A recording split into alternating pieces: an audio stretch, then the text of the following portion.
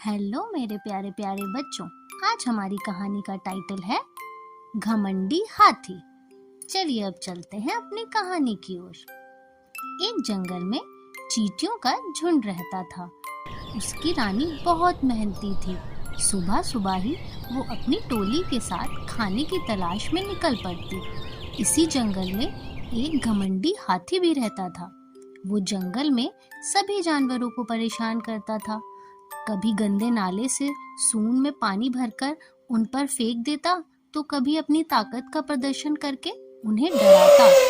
उस हाथी को इन चींटियों से बड़ी ईर्ष्या होती थी। वो उन्हें जब भी देखता तो पैरों से कुचल देता।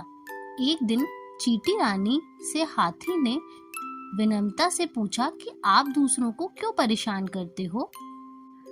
यह आदत अच्छी नहीं है। यह सुनकर हाथी क्रोधित हो गया और उसने चींटी को धमकाया कि तुम अभी बहुत छोटी हो, अपनी जुबान पर लगाम लगा कर रखो। मुझे मत सिखाओ कि क्या सही है क्या गलत है, वरना तुम्हें भी कुचल दूंगा।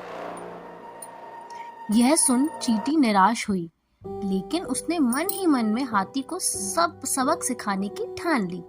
चींटी पास ही के एक झाड़ी में छिप गई और मौका देखते ही चुपके से हाथी की सूंड में घुस गई। फिर उसने हाथी को काटना शुरू कर दिया। हाथी परेशान हो उठा। उसने सूंड को जोर जोर से हिलाया, लेकिन कोई फायदा नहीं हुआ। हाथी दर्द से कराहने और रोने लगा। यह देख चींटी ने कहा कि हाथी भैया, आप दूसरों को परेशान करते हो तो बड़ा मजा लेते हो, तो अब खुद क्यों परेशान हो रहे हो? हाथी को अपनी गलती का एहसास हो गया और उसने चींटी से माफी मांगी कि आगे से वो कभी किसी को नहीं सताएगा। चींटी को उस पर दया आ गई। वो बाहर आकर बोली कि कभी भी किसी को छोटा और कमजोर नहीं समझना चाहिए। यह सुन हाथी बोला कि मुझे सबक मिल चुका है, मुझे अच्छी सीख दी तुमने। अब हम सब मिलकर रहेंगे और किसी को कोई परेशान नहीं करेगा। तो मेरे प्यारे बच्चों, हमें इस कहानी से क्या शिक्षा मिलती है? हमें इस कहानी से शिक्षा मिलती है कि हमें कभी भी अपनी किसी चीज पर घमंड नहीं करना चाहिए।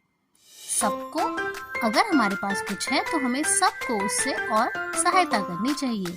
चलिए मिलते हैं अगली कहानी में। टाटा।